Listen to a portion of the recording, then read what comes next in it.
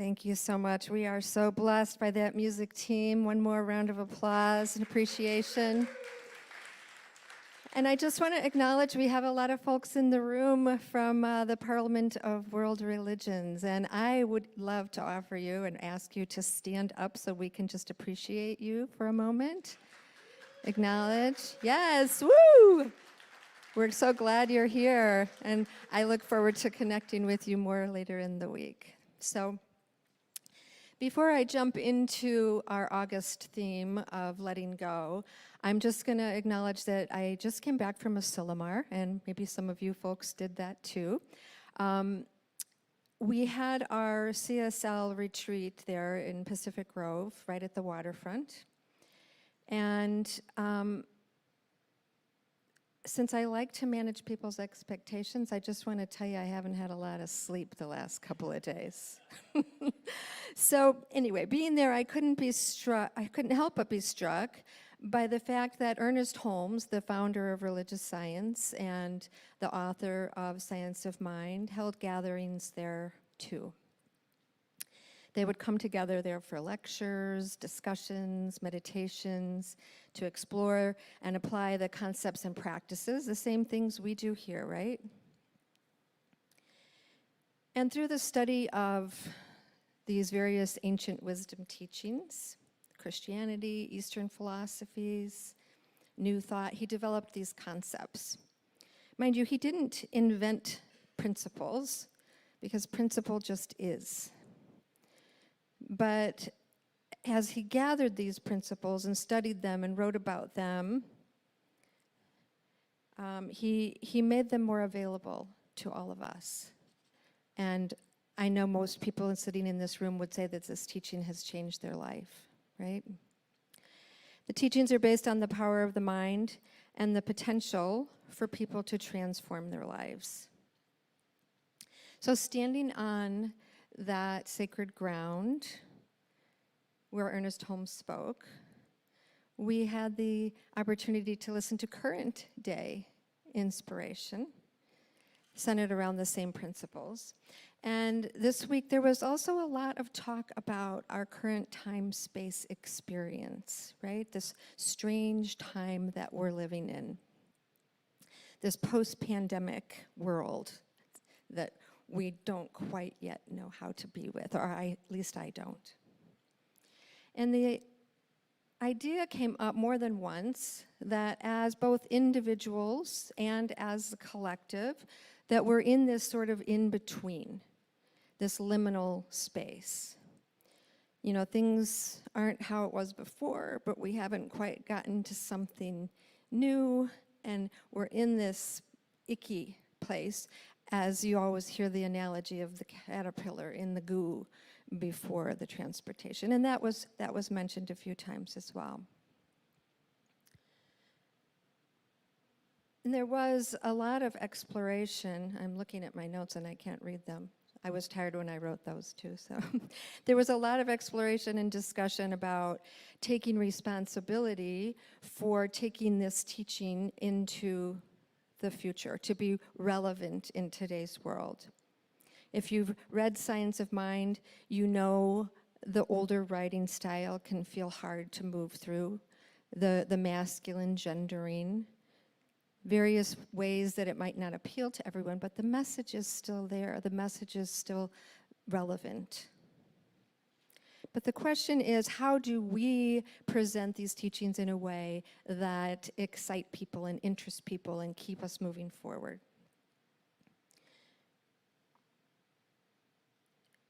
And I just want to say again, it's not that we're changing the principles, because the principle is the principle, right? And the principles are as relevant today as they will be 50 years from now, as they were 50 years ago, and as they will be into the future. So we're just being called into curiosity in ways that are sustainable and relevant, what will attract more people to sit in this room with us, if that's what they want, or for us to find out what they do want us to be doing. And we already know this teaching is everywhere. It's in movies, it's in TV, it's in music. So it's not going anywhere. And it makes sense to me when we think of Ken Wilber and the theory of everything, that different disciplines just use different language or different words to say the same things. So we have our science of mind concepts sprinkled throughout. And I often share that one of the key concepts that hooked me in the beginning was Ernest Holmes' idea of remaining open at the top.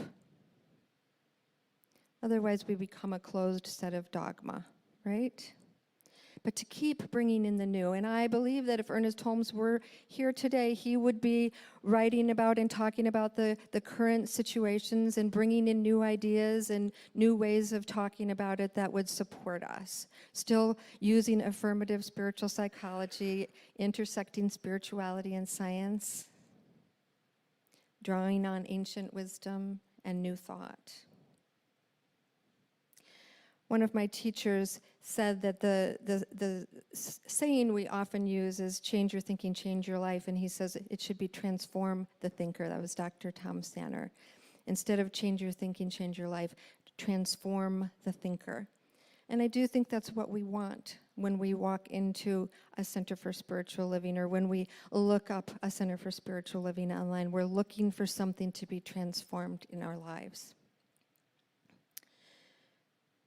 So we're sharing these universal principles, standing on the shoulders of those who came before, and remaining open, being called to simply practice the presence, opening our minds and our hearts to spirit, cultivating our relationship with spirit, God, embodying these concepts for transformation. So perhaps moving beyond some of the intellectualizing and moving into the embodiment,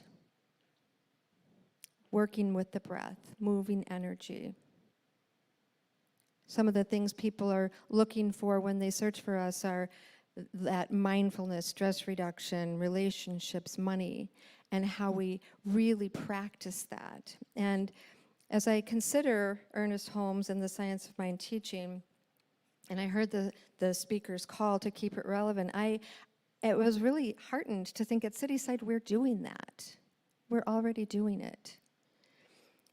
We're already looking at new ways to share these ideas. Just last week, we had the gathering here in the room with Fulton Street Collective. They're an artist community, and we did a painting party exploring really the divine in creativity.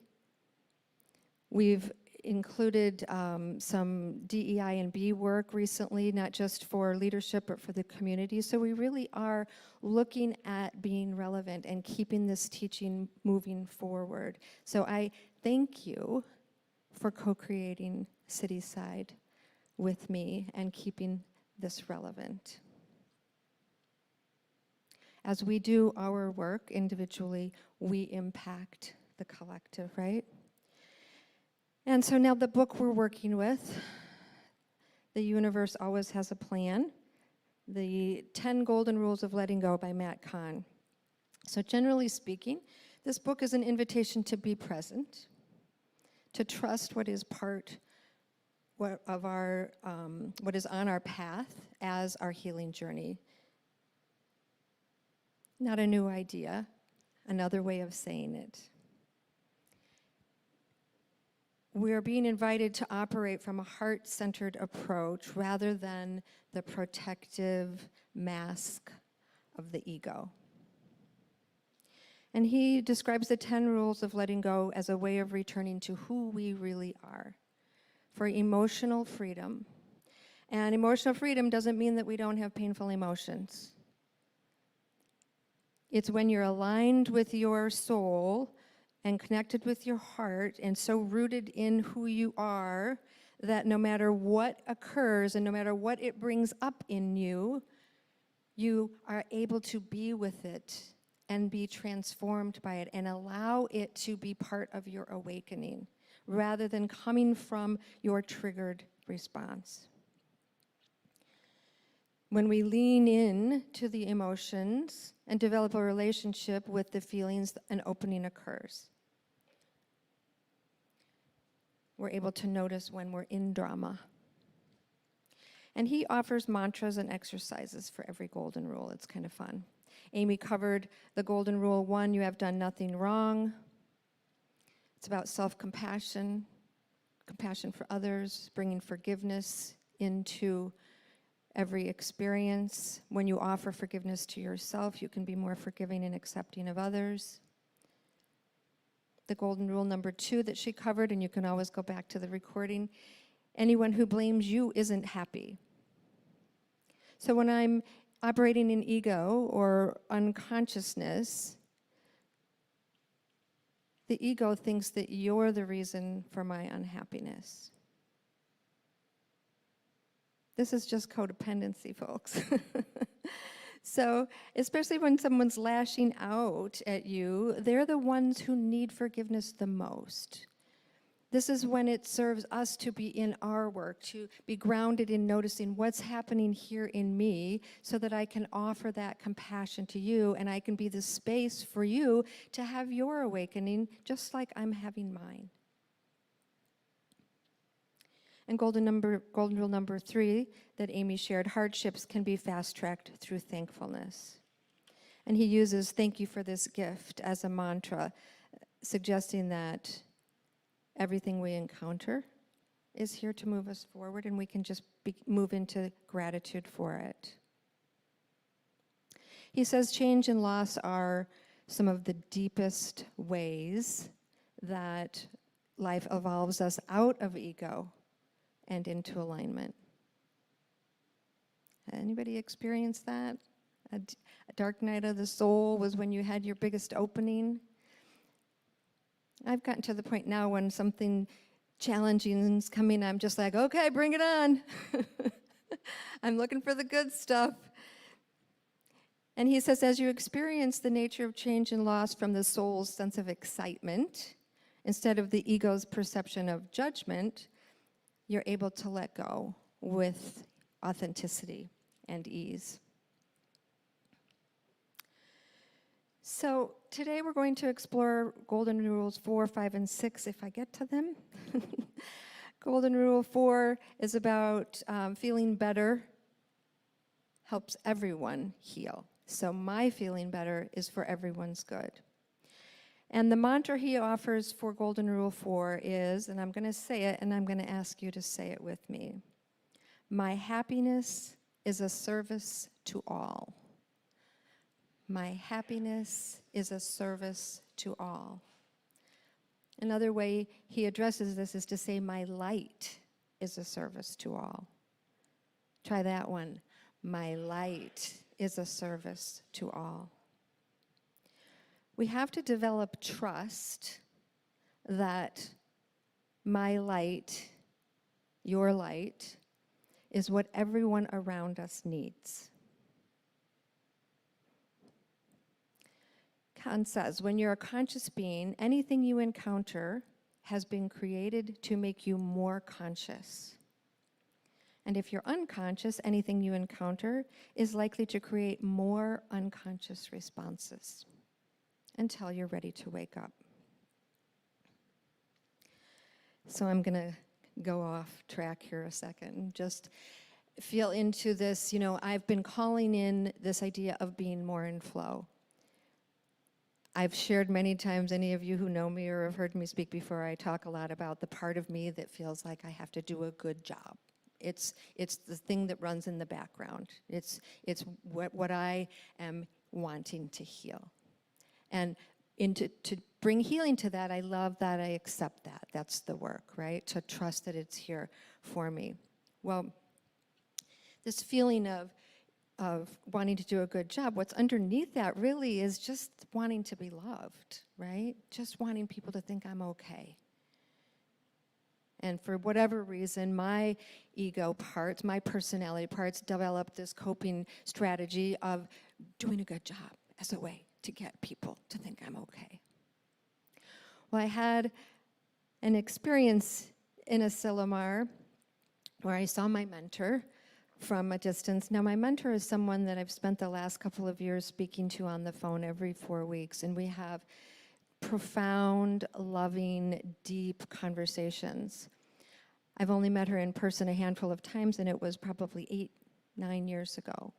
and working with her by phone the last couple of years, and I saw her from a distance. I was excited. I'm like, oh, I'm going to see my mentor.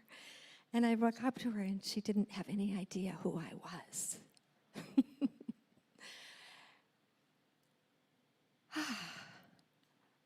Because I do this work, I had the opportunity to notice that feeling, to notice what I was feeling. And then to notice what was the story that I was making up about it. I guess I'm not as important to her as she is to me, right? But I breathed, and I could see that she was, struggling and embarrassed because she realized who it was and that she had not recognized me. And I was like, oh, no, it's okay. But I had the opportunity to really feel into that. And what occurred to me next was, how many people here have I not recognized? Does it mean anything about how I feel about them? No. So I don't have to make up a story about that. And later, there was an opportunity for us to chat, and of course, she was apologetic. And I'm like, no, please, no. It was an opportunity for me to do some work, really.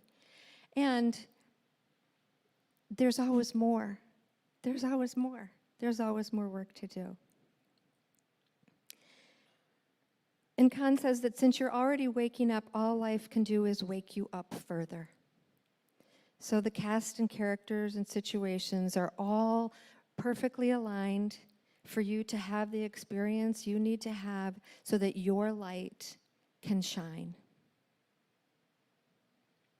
And he says, feeling bad for someone else is not going to make them feel any better.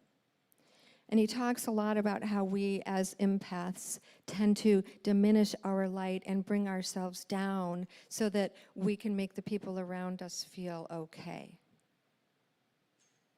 And he's inviting us to trust that our happiness is a service to others, that your well-being is an agent of change and a catalyst of growth that helps everyone, that supports everyone on their healing path.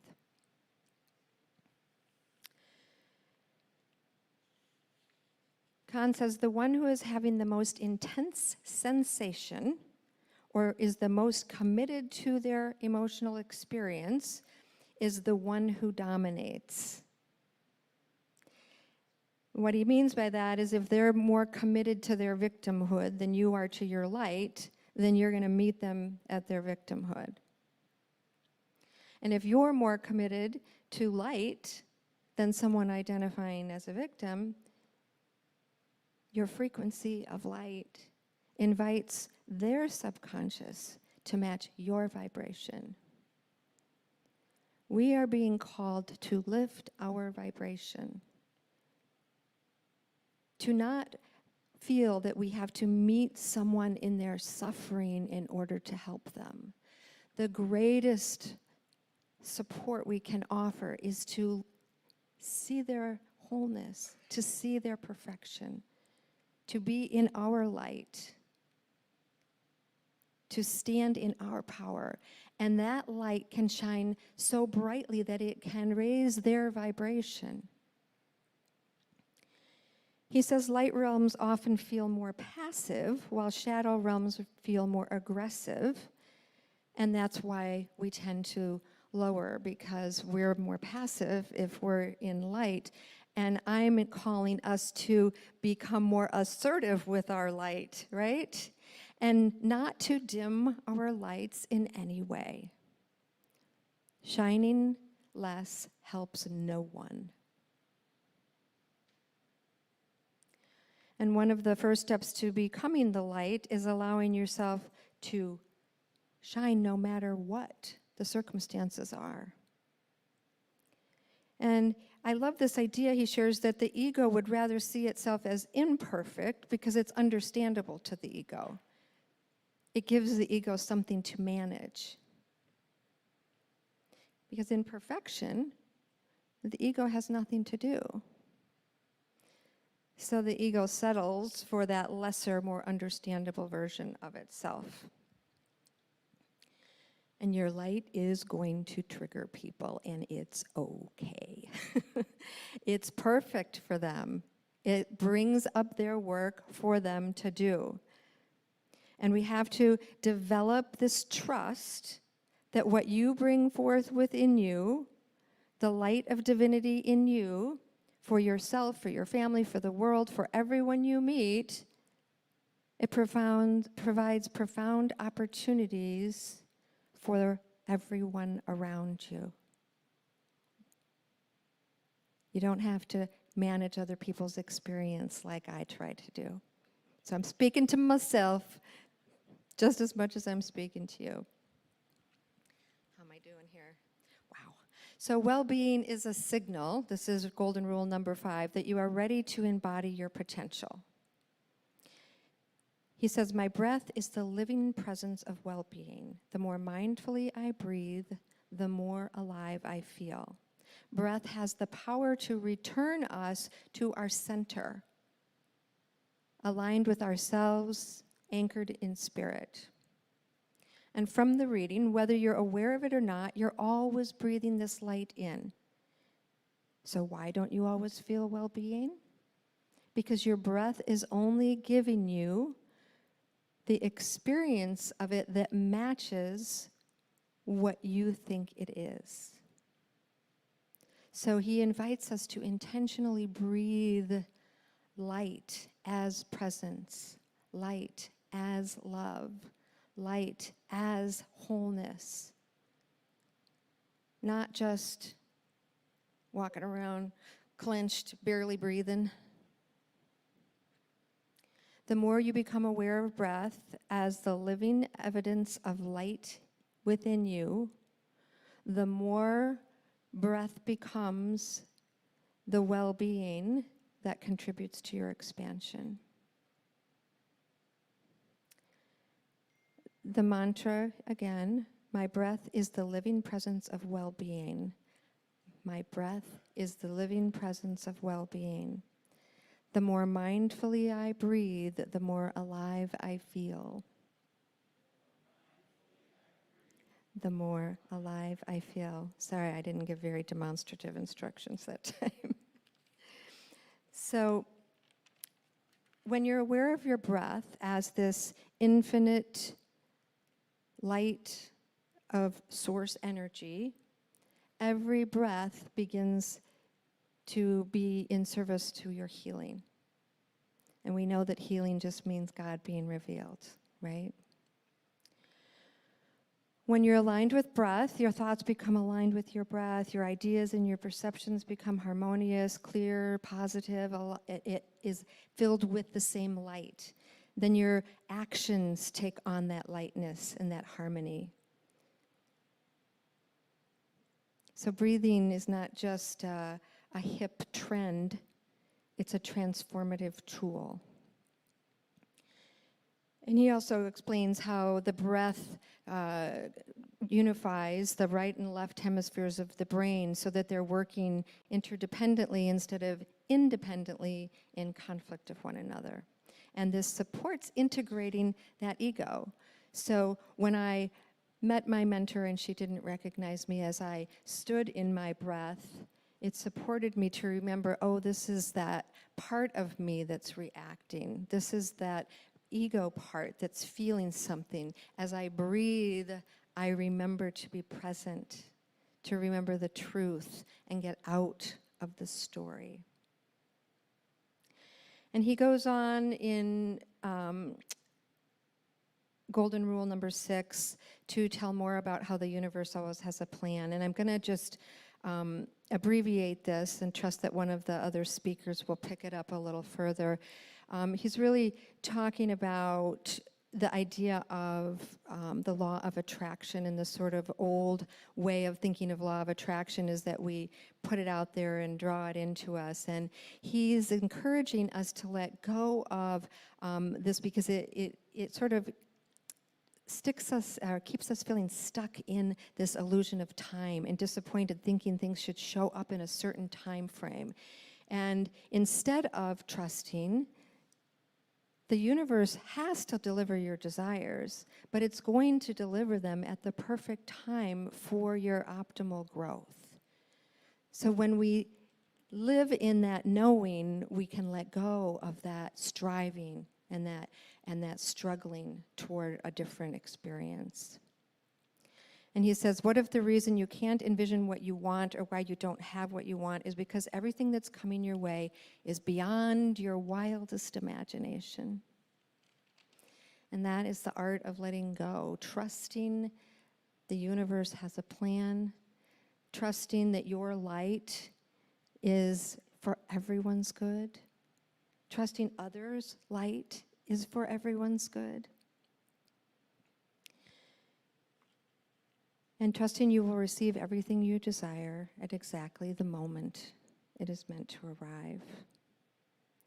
And so in support of this cultivating your well-being and shining your light and letting go, I'm going to take us into the mantra and the exercise he offers for golden rule number 5 and invite you into some spiritual practice. His exercise is called anchoring to your breath. And I'm going to invite you once again, I'll say the affirmation and have you repeat it after me, and there are 2 lines. So the first line, my breath is the living presence of well-being. The more mindfully I breathe, the more alive I feel.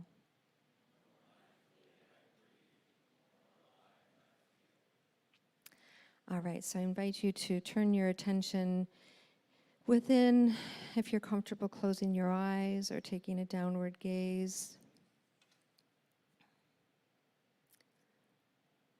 And as I read through this, I'll pause and give you time to perhaps repeat it to yourself internally, or at least take a moment to sit in the vibration of those words. My mind is a manifestation of breath. The more aligned with breath I am, the clearer my mind becomes. Keep breathing. My body is a manifestation of breath. The more aligned with breath I am, the more vibrant and open my body becomes. Make sure you're taking nice, deep breaths in and out. My emotions are a manifestation of breath. The more aligned with breath I am, the more harmonious my emotions shall be. My world is a manifestation of breath. The more aligned with breath I am, the more fulfilling my relationships will be. Every aspect of reality is a manifestation of breath. The more aligned with breath I am, the more real I shall be. Instead of living in the reality of my ego's fantasy, I dwell in the reality of my soul's eternal light. I can simply abide with my breath as an announcer of well-being. Becoming aware that within me, as my breath, well-being and perfection always exist. And to signal to the universe that in recognizing my breath as evidence of perfection, I am ready, willing, and able to receive perfection in my experience. I receive it with worthiness and joy as a gift for myself and for those who don't know the worthiness of their own eternal light, allowing my happiness to be a service to all. And so I'm free. And I just invite you to breathe in that for a few more moments.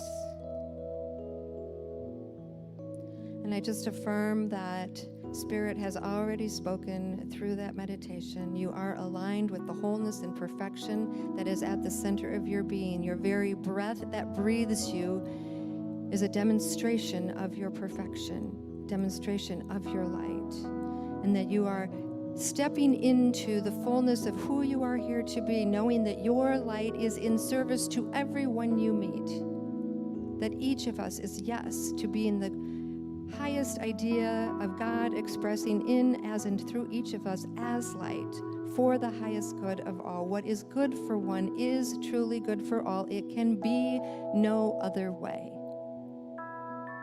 And I'm just grateful for this time together. I'm grateful for this remembering of truth. I'm grateful for the light within each of us, rippling out to the world. I bless it all. I let it go. I call it good. And so it is.